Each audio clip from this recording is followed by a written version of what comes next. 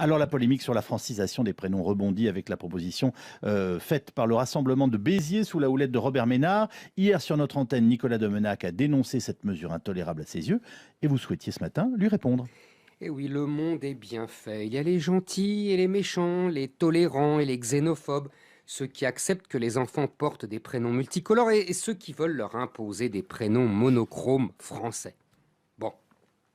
Et si on allait au-delà de ces postures? Et si on allait au-delà des faciles incantations?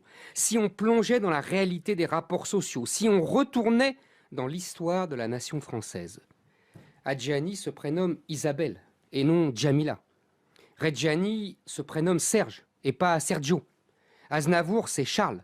Valls, c'est Manuel. Platini, c'est Michel. Appeler ses enfants Souelen ou Mohamed, c'est un signe manifeste d'auto-ségrégation qui permettra ensuite de se plaindre de la ségrégation que l'on subit. C'est refuser consciemment ou inconsciemment de faire partie du peuple français.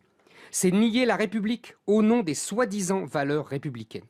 Car depuis que la Révolution existe, depuis que la République existe, elle a imposé des prénoms tirés du calendrier des saints. Les révolutionnaires votèrent la première loi dans ce sens en l'an 11. La République, ils l'avaient fondée. Elle fut confirmée par une loi de 1965 sous le général de Gaulle et en 1972 sous Georges Pompidou. Comme chacun sait, ce sont deux tyrans xénophobes. Jamais ils n'auraient toléré qu'un ministre appelle sa fille Zora ou qu'un président de la République appelle sa fille d'un prénom italien. Ce sont les juges qui, à partir des années 70, ont refusé d'appliquer cette législation séculaire. Les familles maghrébines pensaient alors repartir au pays, on les laissa faire. Les familles françaises des classes populaires étaient fascinées par Hollywood, on ne sanctionna que les plus ridicules comme Goldorak. Devant ce laxisme judiciaire, les préfets baissèrent les bras et le législateur abolit cette législation en 1993. La gauche a l'habitude de parer ses renoncements des atours de la liberté. Pourtant, vous-même, cher Éric, portez un prénom droit de Suède et Robert Ménard, un prénom germanique. Mais il ne faut pas tout confondre ou faire semblant. Les prénoms germaniques ne sont pas étrangers, puisque les Germains sont à l'origine de la France avec les Gallo-Romains. En faire des immigrés, c'est confondre la France avec l'Empire romain. Les prénoms scandinaves ont été depuis toujours francisés par la conversion de ces populations au christianisme. Car que cela plaise ou non, la France est un pays de culture catholique, façonné par l'Église depuis plus de 1000 ans. Les autres cultures, les autres nations ne s'y trompent pas. Le rappeur Abdel Malik s'appelait Régis avant sa conversion à l'islam. Quand des parents juifs donnent à leurs enfants des prénoms israéliens, il y a de fortes chances que cette famille ne tarde pas à quitter la France pour Israël.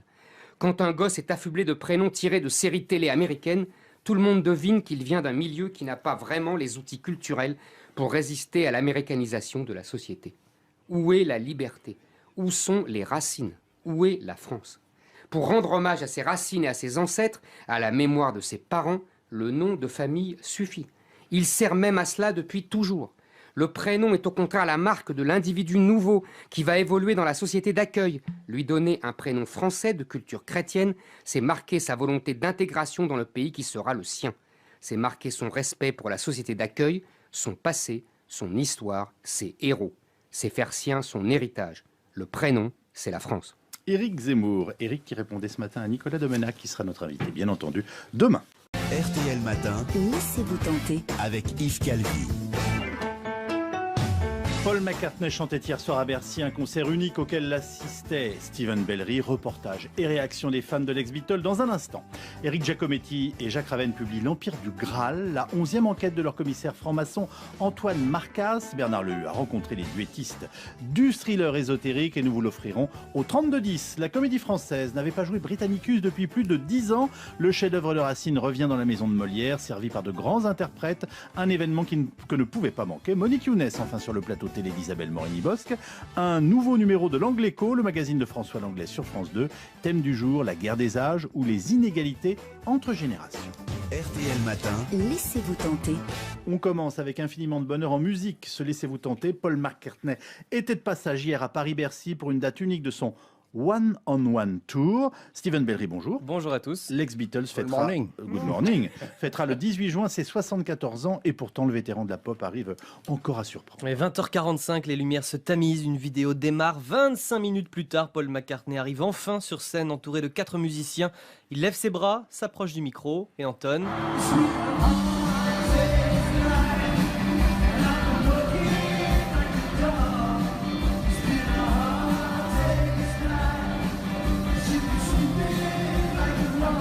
Hard Day's Night, première surprise de la soirée. McCartney n'avait pas chanté ce titre en tournée depuis 51 ans. Il l'avait même jamais fait depuis qu'il était en solo. Il enchaîne avec Save Us et... Puis il salue Bercy en français. Bonsoir Paris. Salut les copains. C'est génial détourner tout. Je vais parler en français ce soir. Un petit peu. Maca, jean foncé, chemise blanche à liseré bleu et veste sombre, électrise la foule avec Temporary Secretary, s'installe au piano pour le Jazzy My Valentine dédié à son épouse Nancy présente dans la salle, lance à la foule « Vous avez eu un moment compliqué, vous avez mérité cette soirée » et démarre le tout premier morceau de son ex-groupe.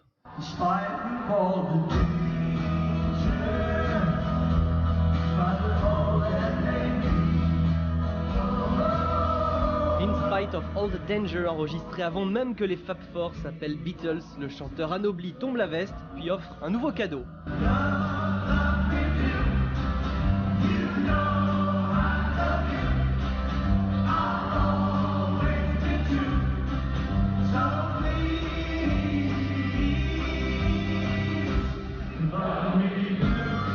Love Me Do, écarté de son répertoire il y a 53 ans, est ressuscité sur cette tournée en hommage au génial producteur des Beatles, George Martin, mort le 8 mars dernier.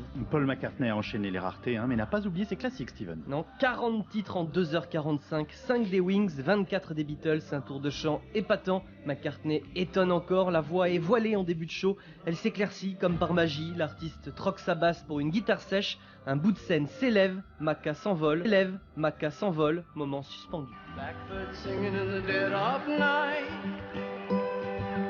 Take these broken wings and learn to fly.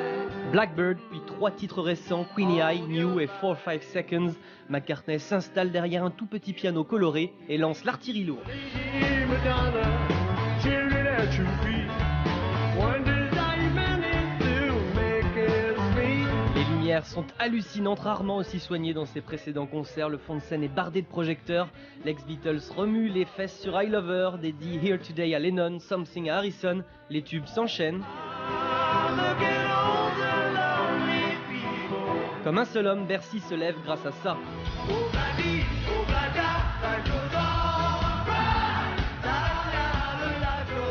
Paul McCartney nommait pas Michel avec accordéon et image du Moulin Rouge, puis il retourne au piano. When I find myself in times of trouble, Mother Mary comes to me, speaking words of wisdom, let it be. Magic, Let It Be, démoniaque, Live and Let Die. To live and let die.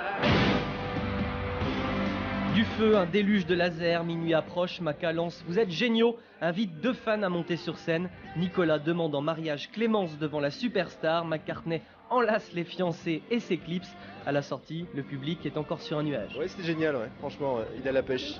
Gros impact sur les chansons rock et toujours les super balades à la guitare acoustique, Blackbird notamment. Pour moi, c'est voilà, c'est le top. Superbe. C'est la première fois que je le voyais et j'ai trouvé ça vraiment très très bien. Il a perdu un peu de voix, mais ça s'améliorait au fil des chansons. Et la fin, vraiment magnifique. Ça fait chaud au cœur. Oui. On a vibré, on a chanté, on a dansé, c'était super. C'est toute notre enfance quoi, super. Yesterday, all my troubles seem so far away.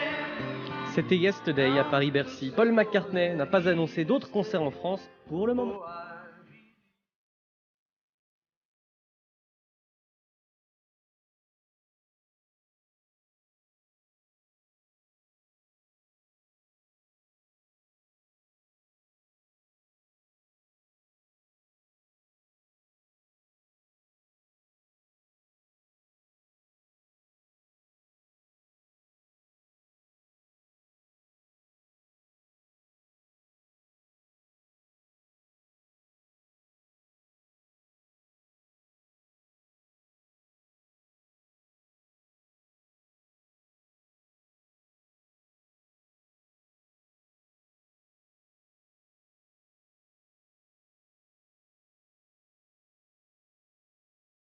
Hey Jude, ça fait toujours du bien. Écoutez, voilà, compte rendu signé Steven Bellery, j'y étais. Eh bien, vous m'avez donné des frissons en réécoutant cette sélection que vous avez faite pour nous, qui était formidable. Merci beaucoup.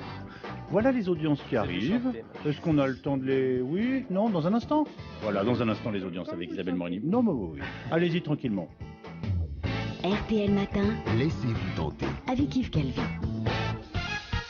9h10, nos audiences télévisées d'hier avec Médiamétrie et Isabelle Morini-Bosque. Eh bien, écoutez, le match de football amical France-Cameroun est en tête sur TF1. 6 400 000 téléspectateurs et 27% du public sur la 2. Plébiscite pour le premier match commenté par Grégoire Margoton. Il a beaucoup impressionné Steven. En J'ai vu sur les deuxième... réseaux sociaux entre deux chansons de Paul McCartney. C'est cela. En deuxième position, mince alors, sur M6, le film a peut-être pas eu de bonne critique en salle, mais alors les téléspectateurs ont aimé. 3 800 000 téléspectateurs sur M6 et 16% sur M6 et 16% du public sur la chaîne. C'est un gros score. Pour quel film, excusez-moi, j'ai pas compris. Mince alors. Ah, excusez-moi. C'est avec Lola Devers. Ah oui, Charlotte de Tolkien. Une comédie sur le poids. Sur le poids, la mince, surcharge alors. pondérale. Et juste devant, Monsieur Paul sur la 3, l'affaire Paul Touvier. 3 100 000 téléspectateurs et près de 13% du public sur France 2. Le thème était difficile. Et France Gall et Michel Berger, c'est la contre-performance. Nettement moins de 2 millions de téléspectateurs sur France 3. Moins de 9% du public global. Et côté TNT, c'est W9 avec une journée en enfer qui est en tête. Ça surprendra personne. 1 500 000 téléspectateurs. Très gros score. Isabelle Morini-Bosque. Bernard Lehu, bonjour. Bonjour. Vous avez lu L'Empire du Graal, la nouvelle enquête du commissaire franc-maçon Antoine Marcas, créée par le duo Giacometti-Raven. Cette fois, les deux auteurs s'attaquent donc à l'une des plus vieilles légendes de l'histoire. Le Graal. Le Graal, mais oui, cherchez donc le Graal. Et alors, son origine remonte au XIIe siècle. La parole, dans l'ordre, à Éric Giacometti, puis Jacques Ravenne. Alors, le Graal, c'est une invention littéraire. Chrétien de Troyes est le premier auteur best-seller de l'histoire de France avec le Conte du Graal. À l'époque, c'est un roman parce qu'écrit en langue romane, et c'est la première fois qu'on a un conte qui est un roman populaire. Donc c'est l'ancêtre du best-seller, et il y a tout dedans. Ouais. Un chevalier, c'est un héros, un objet mystérieux, le Graal, des adversaires redoutables, tous les ingrédients y sont. Mais il y a un mystère quand même. Je vous ai dit invention littéraire, certes, mais Chrétien de Troyes a bien spécifié à l'époque qu'il s'était inspiré d'un livre mystérieux dont il aurait puisé la substance. Et nous, on a voulu revenir à la source. Il y a un mystère policier. Un de plus. Bah ça, on vous fait confiance. Un de plus, c'est que le Conte du Graal est inachevé et que Chrétien de Troyes, on n'a plus aucune nouvelle à partir du moment où il arrête d'écrire ce texte-là. Il disparaît historiquement, littérairement. Alors le Graal, invention littéraire, est pourtant très vite récupéré par l'Église et présenté comme le calice qui aurait recueilli le sang du Christ. Éric Ravenne nous explique pourquoi. Quand la catholisation du Graal apparaît à travers Robert de Boron, c'est-à-dire après Chrétien de Troyes, on est en plein dans l'hérésie cathare dans le sud de la France, une religion austère, qui n'a aucune espérance, puis qui se développe à grande vitesse. Exactement comme dans notre époque, on a cette espèce d'impression que la société ne va plus. Comment réagit l'Église? Certes par une répression, mais elle offre quoi en échange? Elle offre un mythe, qui est le mythe du Graal. C'est-à-dire en gros, trouvez cette coupe, là où il y a le sang du Christ, et vous serez sauvés. Et ça marche. Pourquoi ça ne marcherait pas une seconde fois? Ce qui veut dire que nos duettistes du thriller ésotérique imaginent que l'Église veut croire une nouvelle fois à l'existence du Graal, c'est bien ça? Exactement. Dès les premières pages du livre, on assiste à un concile secret à Castel Gandolfo, la résidence d'été du pape. Les cardinaux décident de récupérer le Saint Graal afin de revivifier la foi des catholiques, car leur nombre ne cesse de baisser et met en péril la pérennité de l'Église. Eh bien, cette inquiétude, elle, est bien réelle au Vatican. Éric Giacometti. Oui, nous n'avons rien inventé, nous nous sommes inspirés d'une véritable étude qui a fait peu de bruit, qui était un peu passée sous silence sur les parts de marché des religions dans le monde à échéance sur les prochaines décennies. Et il va arriver une année où on va arriver à un équilibre entre l'islam et la chrétienté. Et après ça va basculer, la chrétienté va perdre du terrain. Donc oui, c'est un souci pour les tenants des grandes religions. Qui possède l'âme du monde possède l'humanité. Voilà donc de mystérieux émissaires lancés par Rome à la recherche du Graal. Mais alors, quel rôle pour le commissaire Marcas dans cette histoire? Allez-vous me dire? Évidemment.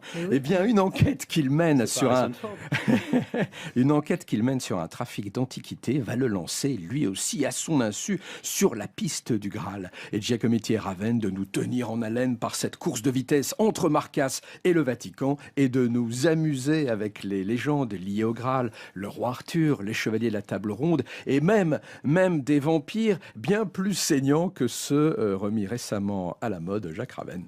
On a des vampires extrêmement gentils. Twilight, par exemple, entre autres. oui, c'est un grand classique. Oui.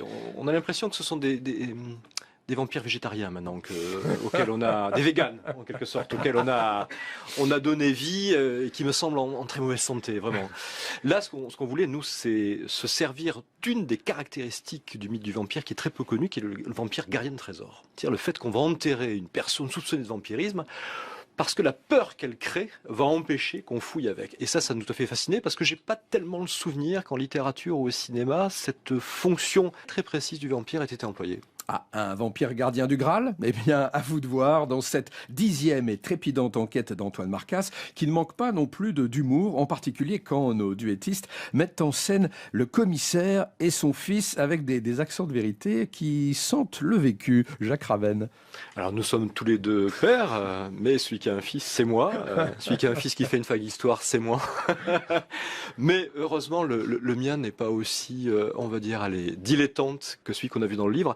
Non, on a essayé de vraiment développer ce rapport père-fils au moment où le fils commence à quitter, j'oserais dire, l'orbite du père. C'est-à-dire c'est les derniers instants pour Marcasse, qui doit avoir une 45-46 ans, où il va encore regarder des séries avec son fils. Et il le sait très bien, c'est les derniers jours. Et bien sûr, il est fan de séries, il regarde entre autres Kaamelott. On ne peut regarder que Kaamelott. Le gras, c'est la vie, tout le monde sait ça. Ouais, c'est pas faux. Et alors ? Voilà, l'Empire avec Kaamelott, la fameuse réplique. L'Empire du Graal de Giacometti et Ravenne, Éric Giacometti et Jacques Ravenne, est publié chez Lattès. Et nous vous offrons ce roman si vous répondez à la question de Bernard. Pour les fans, ça va être fastoche. Quel est le nom du commissaire créé par Giacometti et Ravenne? Fastoche, c'est vous qui le dites. Dans un instant, nous partons au théâtre. Réponse au 32-10. Réponse au 32-10. Et nous allons redécouvrir Britannicus qui n'a pas été donné depuis des siècles à la Comédie Française. RTL Matin. Laissez-vous tenter. Avec Yves Calvi. Monique Younes. Bonjour. Bonjour. Vous avez vu Britannicus, la tragédie de Racine qui se joue actuellement à la Comédie Française avec Laurent Stocker et Dominique Blanc, dont c'est le premier rôle au français. Alors quel temps fait-il au pays des Alexandrins? Orageux, Yves, très menaçant. Cette pièce a beau avoir été écrite en vers de 12 pieds en 1669, on la regarde comme un épisode de House of Cards. La passion du pouvoir au sein des familles recomposées ne se démode pas. Et l'empereur Néron, sous les traits de l'excellent Laurent Stocker, vous a un petit côté Poutine des plus troublants. Alors, la mère de Néron, Agrippine, alias Dominique Blanc, nous fait penser à Rose Kennedy en train de se débattre au milieu de la rivalité de ses fils et de ses beaux-fils. Agrippine a donc écarté Britannicus, le fils de son second mari Claude, mari qu'elle a empoisonné afin d'imposer sur le trône son fils à elle, Néron. Vous me suivez en enfer? Très bien, oui. Alors Néron gouverne l'Empire sans problème, jusqu'au jour où, comme si la place de son rival Britannicus ne lui suffisait pas, il veut lui prendre aussi sa petite amie Junie. Et il veut également se libérer de l'emprise de sa mère, Agrippine. Qu'on sache si ma mère est encore en ces dieux. Burrus, dans ce palais, je veux qu'on la retienne. Et qu'au lieu de sa garde, on lui donne la mienne. Quoi, Seigneur? Sans l'unir, une mère! Arrêtez! J'ignore quel projet, Burrus, vous méditez, mais depuis quelques jours, tout ce que je désire trouve en vous un censeur, prêt à me contredire.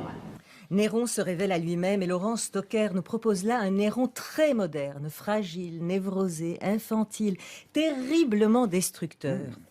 Amoureux, il tuerait père et mère pour arriver à ses fins. Son fidèle lieutenant, que vous venez d'entendre, Burrus, joué par Hervé Pierre, est une sorte de Michel Rocard épouvanté par la perversité de son maître. Et vous imaginez alors le désarroi d'Agrippine. Néron, son fils unique, lui échappe. Elle qui a tant fait pour écarter Britannicus du trône, afin d'y porter Néron. Voilà comment l'ingrat la remercie. C'est à vous dégoûter du régicide, merde. Vous ne me trompez point. Je vois tous vos détours. Vous êtes un ingrat. Vous le fûtes toujours. Dès vos plus jeunes ans, mes soins et mes tendresses n'ont arraché de vous que de feintes caresses. Rien ne vous a pu vaincre.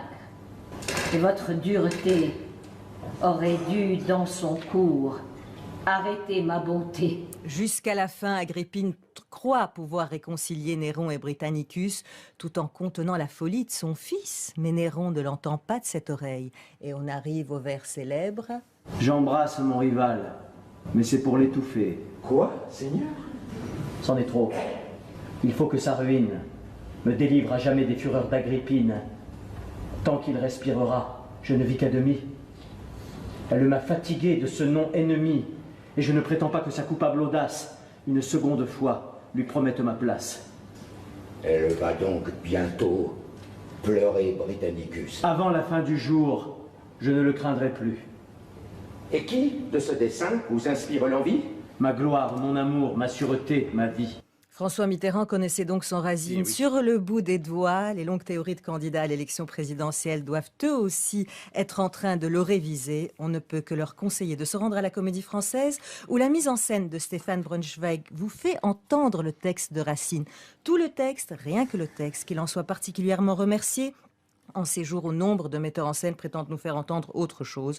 Nous voilà donc rassurés. Et si vous me demandez... Quoi de neuf cette saison au théâtre, Monique Younes? Je vous réponds, Racine, Racine, encore Racine. Merci Monique. Isabelle, gros plan ce matin à la télévision sur l'Angle Écho, ce soir sur France 2. C'est un partenariat avec RTL. Oui, et honnêtement, ça le vaut bien. C'est d'ailleurs parce que le magazine économique de notre camarade François Langlais fait de très bonnes audiences en demi-partie de soirée et demie qu'il a droit ce soir pour la première fois aux 20h55 avec toujours des reportages, des infographies, des rencontres et un thème polémique, la guerre des âges. Alors contrairement à ce qui se passait autrefois, les seniors ont actuellement un niveau de vie supérieur à celui des jeunes.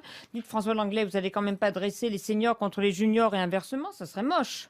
Non, on veut simplement pointer l'extraordinaire différence de destin entre les générations, si vous voulez, entre une génération des baby-boomers, globalement ceux qui sont nés après la guerre et jusqu'à la fin des années 50, qui ont eu une chance extraordinaire. Lorsqu'ils ont commencé à travailler, c'était le plein emploi. Lorsqu'ils ont acheté, il y avait l'inflation, ils ont pu rembourser en monnaie de singe. Lorsqu'ils ont pris leur retraite, tout récemment, ils ont bénéficié des meilleures conditions offertes par le système de pension. À l'inverse, les générations qui les ont suivies, et plus encore les jeunes d'aujourd'hui, eux, à chaque fois qu'ils arrivent, eh bien au contraire, les choses seront plus difficiles. Alors, il y a aussi une affaire de chance dans le destin des générations, mais aussi des choix politiques par le gouvernement qui a un système de transfert qui peut favoriser telle ou telle génération au détriment de telle ou telle autre. Donc les seniors sont à flot, ils vont justement en croisière. L'émission commence façon La croisière s'amuse. Sur le paquebot, le Preciosa, l'un des passagers résume sans faire de vagues. On a tout eu. Faites la comparaison entre deux générations, celle de mon petit-fils et la mienne. Nous, on n'avait rien. On est monté gentiment.